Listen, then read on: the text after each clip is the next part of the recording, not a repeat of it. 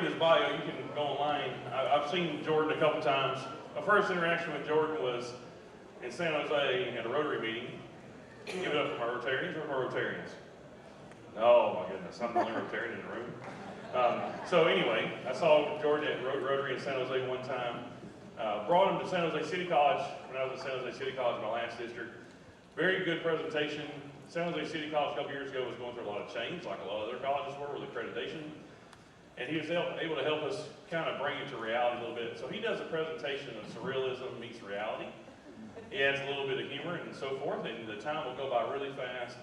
So do me a favor, give a good round of applause for Jordan Wright.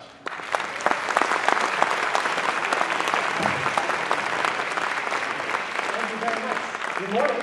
Good morning. Good morning. It's a pleasure to be here with all of you. I'd like to start off with a little guessing game to get the creative energy going. So inside of this folded envelope is an object. But before I show you what's inside, I'd like for you to guess what you think might be inside. Yes? $100 note. A $100 note. That's a good guess. Any others? A lotto stub. A lotto stub. The keys to the kingdom. Great guess. Anyone else? Yes? A white rabbit. A white rabbit. Hey, don't get ahead of me. Now, those are great guesses. But think for a moment the way that your mind came to those decisions, even those of you that may not have said anything. You probably took notice of the fact that the envelope was rather flat, that it was small in size and shape, that it had been folded several times, and so your mind logically concluded what could fit inside. But my question to you is, why do we have to limit ourselves to logic? Sometimes thinking beyond logic can be quite refreshing. Cheers.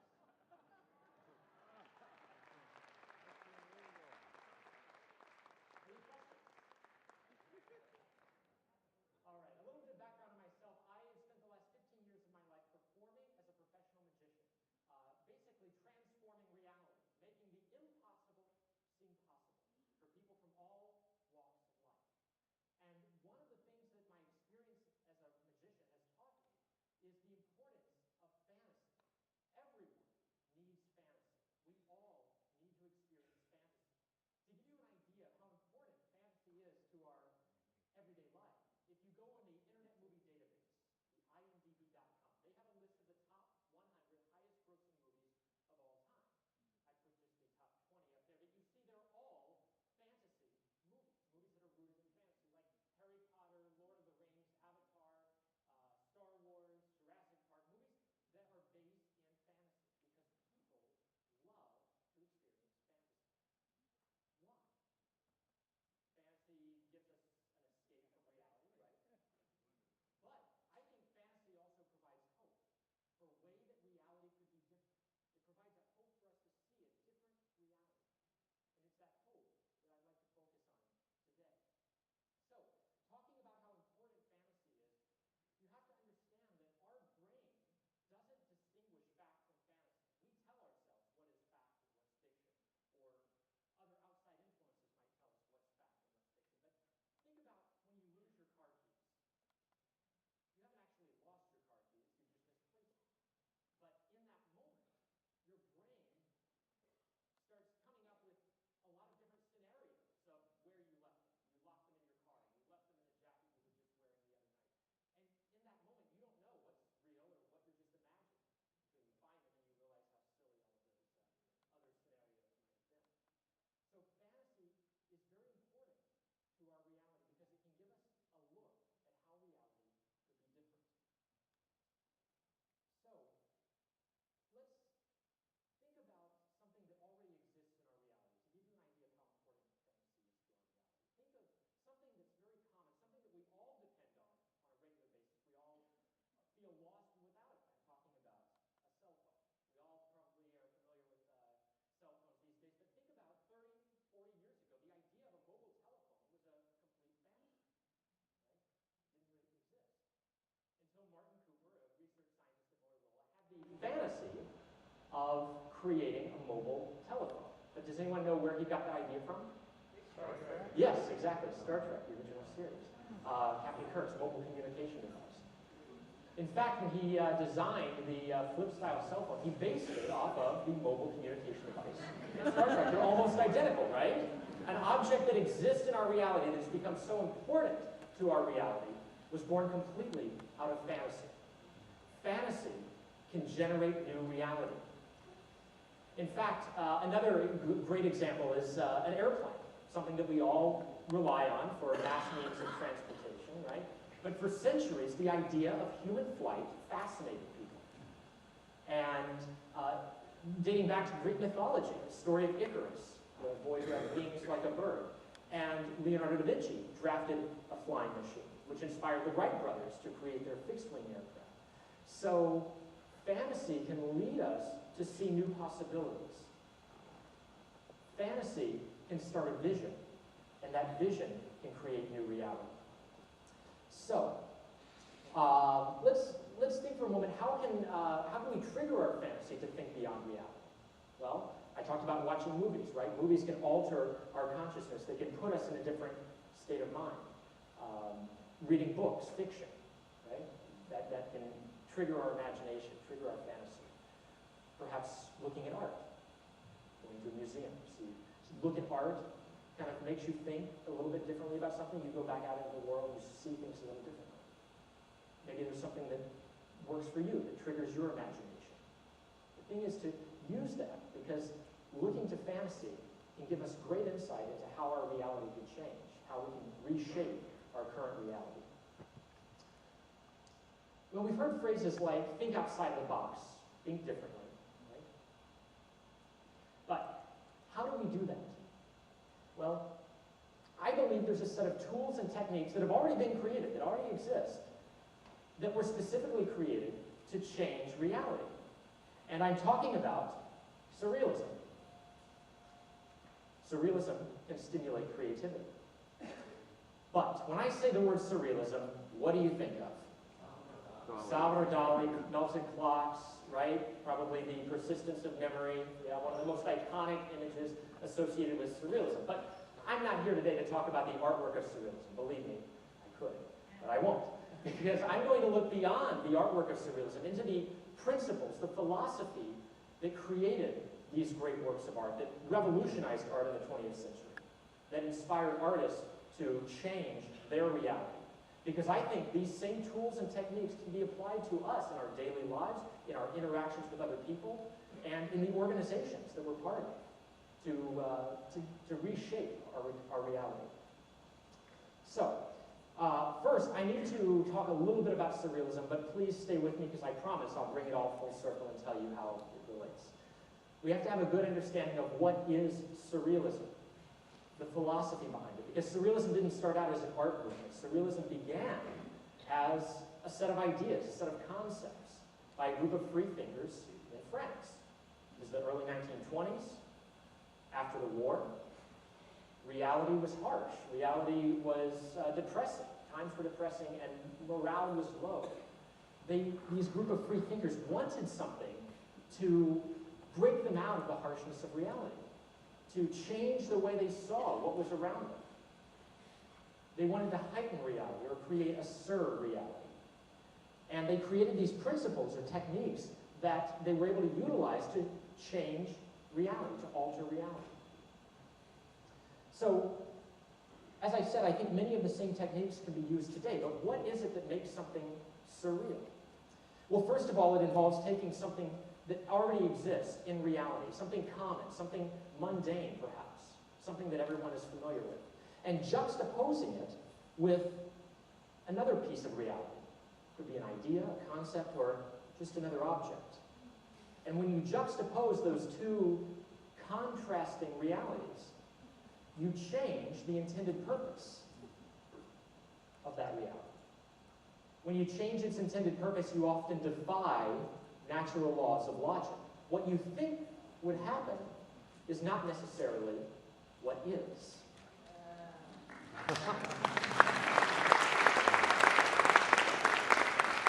And when you can combine those things, juxtaposing opposing realities, changing the intended purpose of the existing reality, and defying natural laws of logic, you create something Surreal.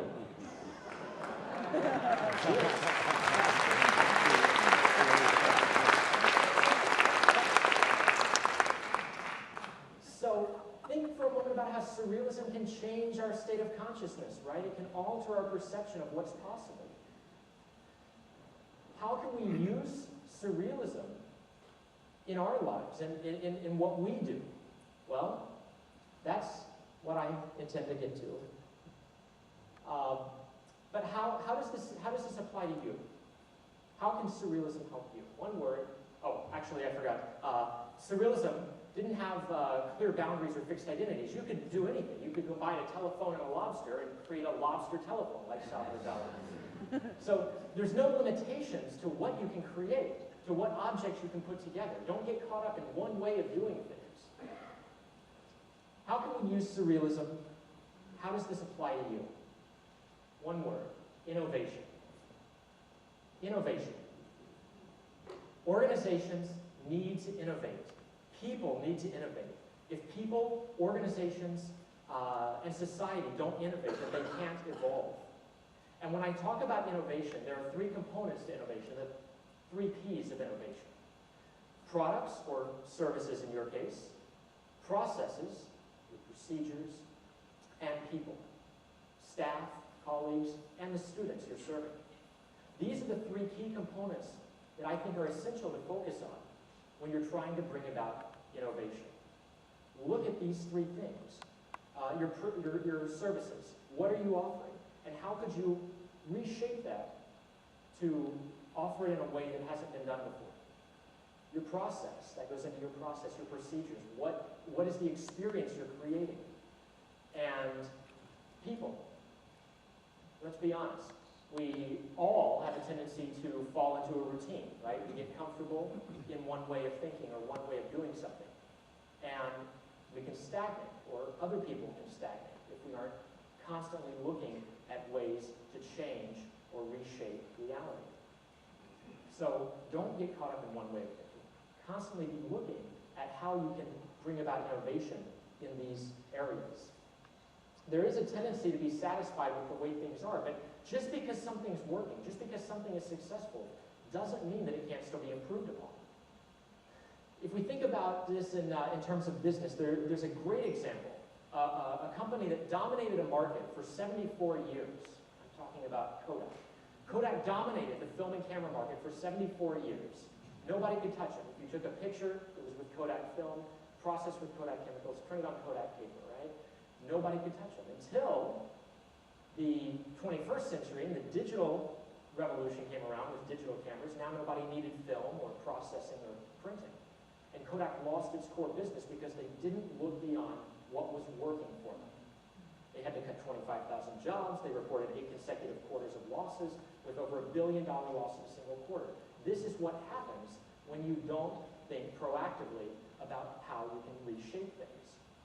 So think about your organization as it exists today, in its current reality. Think about it as a puzzle.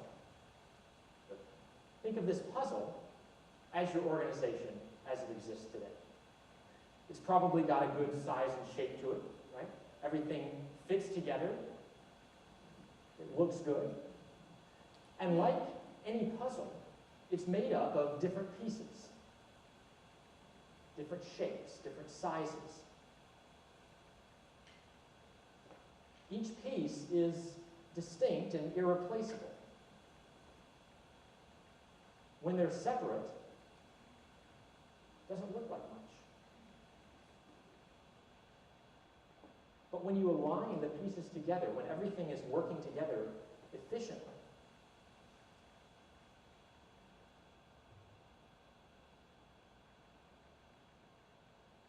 you get that nice organization. But what about when a new idea comes along? Something that you weren't expecting. It's easy to look at that and reject it, right? It's easy to say there's no way that can fit in the organization that we have. But surrealism provides a way Or actually, maybe you're a little more daring. Maybe you do try to integrate it, right? Maybe you try to make it work, but it just seems to throw off the balance. So surrealism allows us to change our perspective on things, to reshape the way we look at something. And just by changing our perspective, we can maintain that nice organization.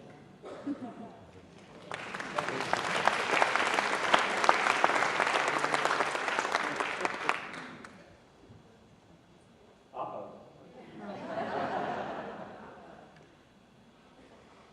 No way.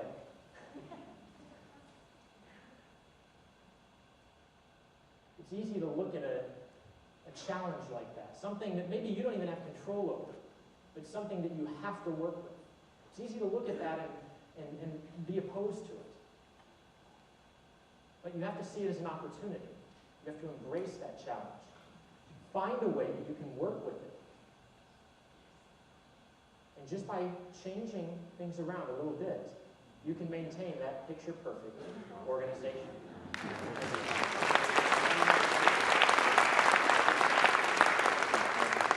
So, hopefully your mind's a little warped right now.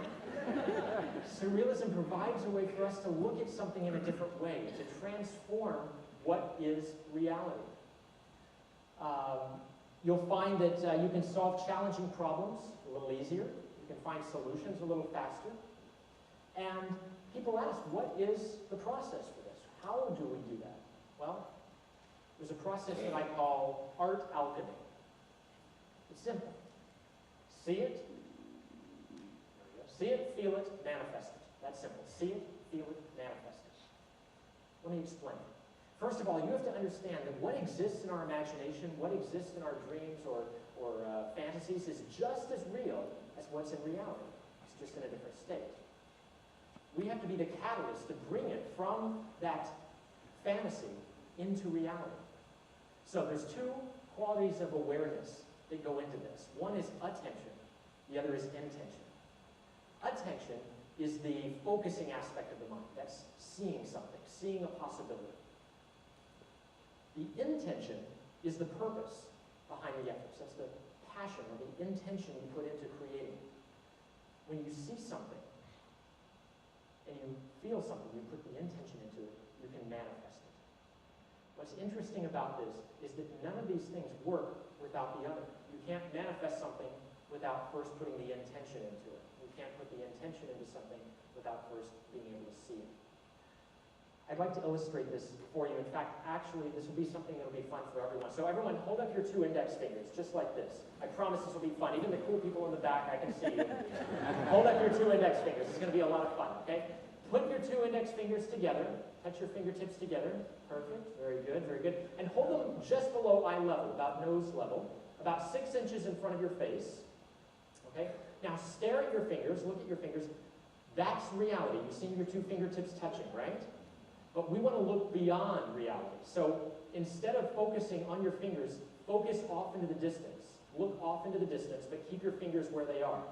Now, using your soft focus, you can glance down at your fingers, and you should see what looks like a third little sausage finger there. Keep your fingers where they are, though. That's only the beginning. Only the beginning. Do you see that? Yes? Okay, here's the fun part. Spread your fingers apart very slowly, and you'll begin to see that finger float in midair. Are you getting that illusion? Yes? Yes? That's happening in your mind. You can relax. You created something surreal. Now, that was only in your mind, but when you practice that for years and years, you can get it to look like mine right here. Okay, give yourselves a round of applause. You created something surreal, but realize that only existed in your fantasy. That was only in your imagination, but it allowed you to take something mundane and ordinary and see it in a new way. But don't think about that in terms of your fingers. Think about that in terms of what is part of your process or what is part of your work. Now, let's also think about this in terms of see it, feel it, manifest it, right? We saw something that didn't yet exist, but we saw it. Feeling it is going to the craft store, getting some clay, modeling a little sausage finger on a wire, and then I can manifest it in reality, right? Just the way I saw it. So whatever we can see, we can manifest. Fantasy starts vision. Vision generates new reality.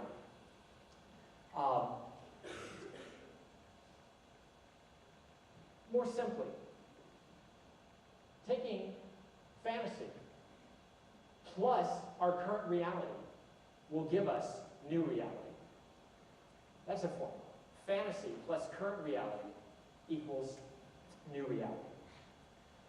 A great example of this that I talk about in business is Blockbuster. For decades, they dominated one market, right? The movie rental business. Until some people had a fantasy to combine with that current reality. Here in the Bay Area, they saw the fantasy of movie rentals by mail, not having to drive to a store to rent a movie. Right? They believed in that. They had the intention to create that, so they flew out to Texas to meet with the heads of Blockbuster. They said, we don't want to compete with you, but we want to create an extension of Blockbuster, movies by mail. But the guys at Blockbuster couldn't see beyond their current reality. And so they laughed them out of the room, right? But these guys still had the intention to create that, so they created Netflix. We know where that's gone, right? And what's happened because of that. And by creating that new reality, you create new competition. You create new possibilities for other people to look at and want to create themselves. Right? So when Netflix created their movies by mail, now Blockbuster wanted to create movies by mail because they saw that it worked.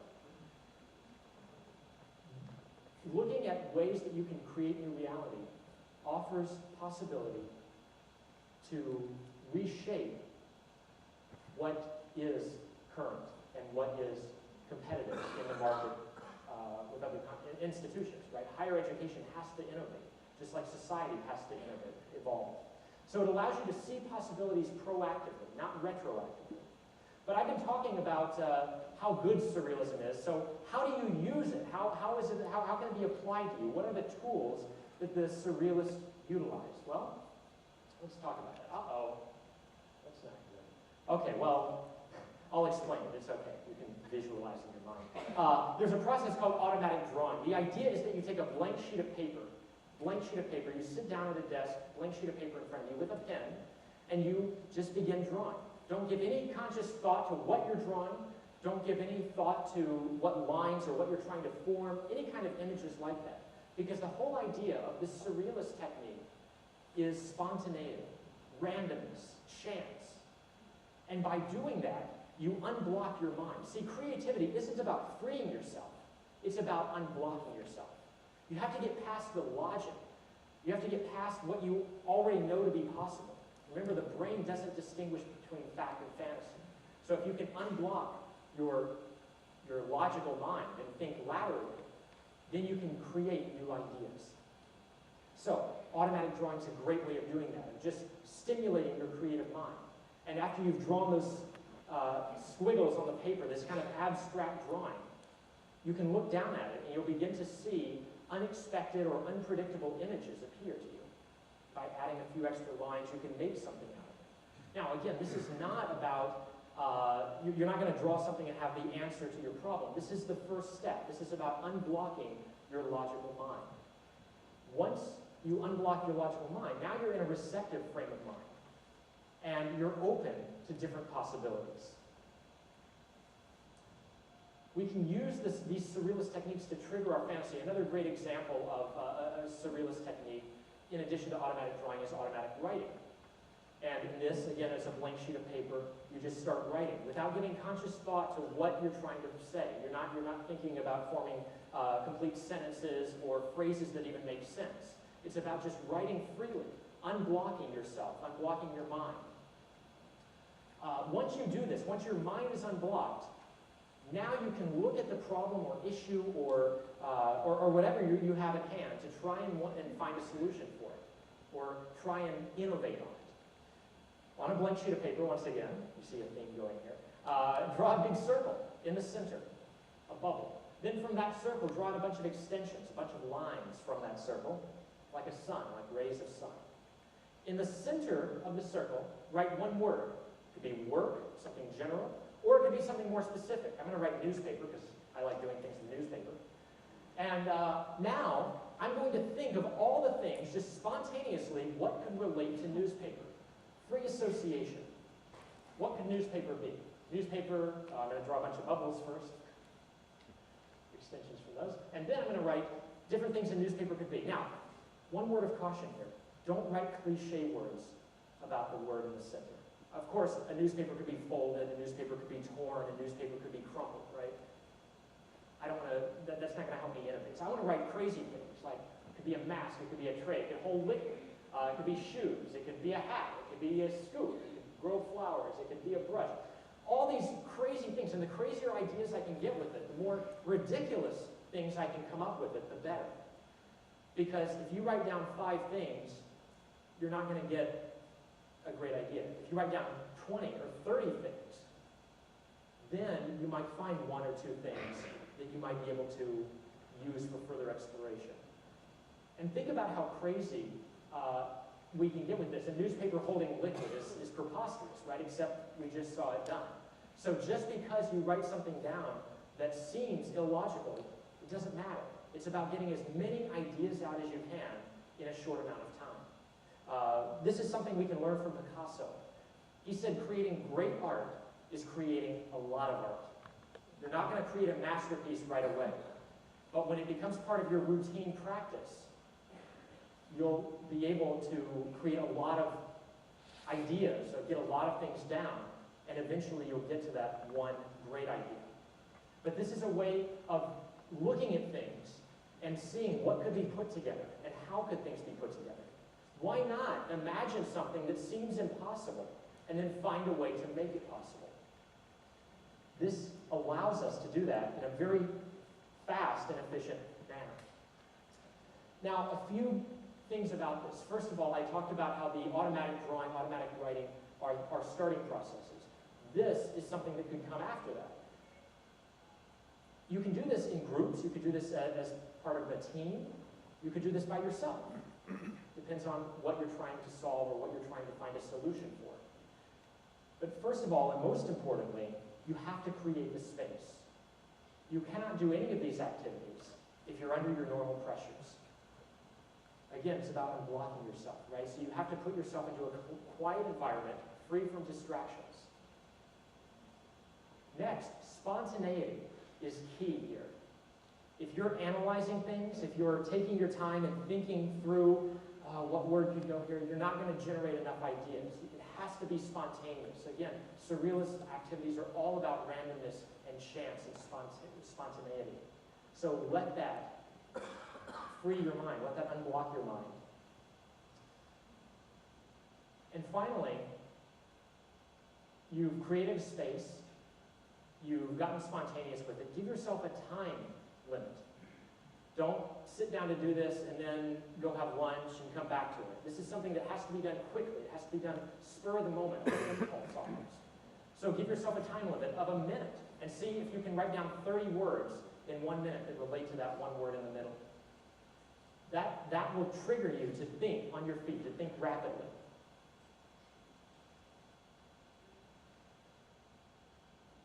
As I said, we have a tendency to get comfortable with what we have in that moment, right? We have a tendency to look at what we already have and be comfortable with it. But we want to unblock ourselves from that. Don't just limit yourselves to what you know to be possible. By moving beyond your standards, you open yourself to new possibility. Remember those 3 P's of innovation, the 3 components to be aware of: your products and services that you're offering, your procedures, ways of offering those, and your people that you're interacting with. These are things that you can use to innovate on. Again, you can use it in groups and meetings, brainstorming sessions, or any time that you need to find a solution to a problem or that you're having trouble looking at something with a different perspective. You'll find solutions faster. You'll solve frustrating problems. And you can use it anytime you face difficulties in your life. Now, I realize that sometimes these things are not always initially accepted, right? Sure, you can, just put that back up there. You can have ideas, right? But of course there are limitations. Maybe outside forces are putting limitations on what you can do, but that's okay, because limitations force creativity. If you have endless possibilities or endless resources, then you don't have to get very creative. You see it all the time with big budget Hollywood movies, right? They don't have to think about a storyline or a plot line. They can do anything with special effects, but they have no substance. But take a movie that has a smaller budget, and now you have to get creative, right? So when you have limited resources, it forces you to get creative with what you have. Also, you created these ideas, right? They're not always initially accepted. You might be up against other forces that are not able to see exactly what you see in your mind, but you still have to have the intention to create it, right? It's only once you put the intention into it that you can manifest new reality. A great quote that I'll share with you that comes from Arthur Schopenhauer, the philosopher. I always keep it in my mind because I, too, as an artist, am up against limitations, right? Or up against things not always being accepted. Arthur Schopenhauer said, all truth passes through 3 stages. First, it is ridiculed. Second, it is violently opposed. And third, it is accepted as self-evident. And it's true when you think about it, right? Yeah. So sometimes it just takes that time of keeping the intention into it, the same way I talked about with Netflix, right? And the final thing that I'll share with you is failure. You cannot be creative or generate new ideas if you have any fear of failure. We've all read stories about companies and people that failed miserably many times before they found success. Of course, we know, like Apple, for example, created many products starting out before they found their target, before they hit the right target and had success. Sony is another one. They started out making a rice cooker that actually burned rice. It's true, yeah. But from that failure, you learn from it, and you can still work forward to find the reality that works, that hits with people. We've heard the story of Fred Smith, right, from FedEx, that wrote the paper that got a C in business, right, but then he went on to found FedEx. So, fail forward fast. That's a little mantra I share with people. Fail forward fast. Make the mistakes, learn from them, get them out of the way so you can move forward. Tallulah Bankhead, the actress, she said, if I had my life to live over again, I would make all the same mistakes, just sooner. So make the mistakes, learn from them, and get them out of the way. So in this new year, as you look at things that may by outward appearance seem to you to be behind the times, maybe something that's not working as efficiently as it could, it's important to see this as an opportunity for experimenting.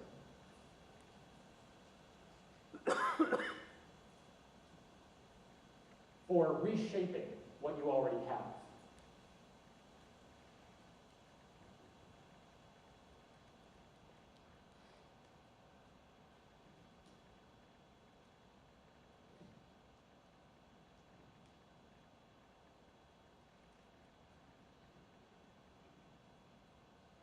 And you don't have to start over or reinvent the wheel, to use that cliche. It's about getting beyond seeing something only as it is, and instead seeing it for what it could be.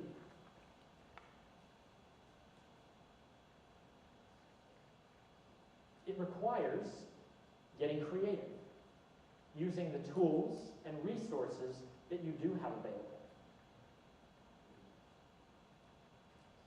But when you're able to see that thing, that process or idea in a new way, you are able to innovate. And through innovation, you will find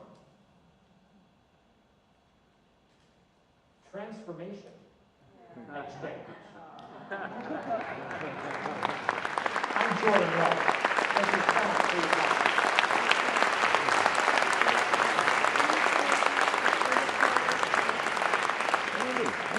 Andy, you got a chance. Once again, a big round of applause for Jordan Wright. PowerPoint. You gotta change the PowerPoint.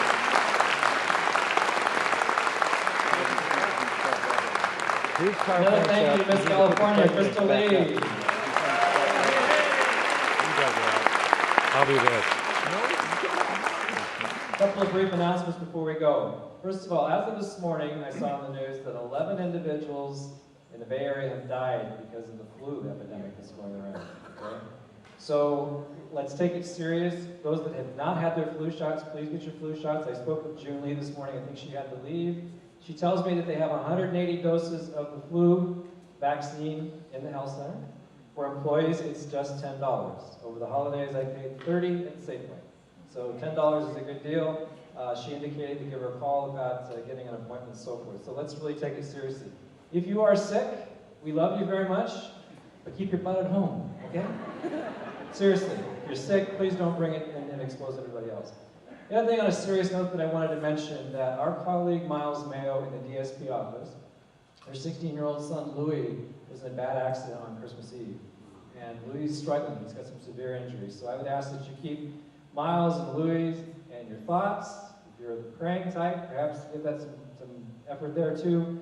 But let's just rally around Miles and her family during this difficult time.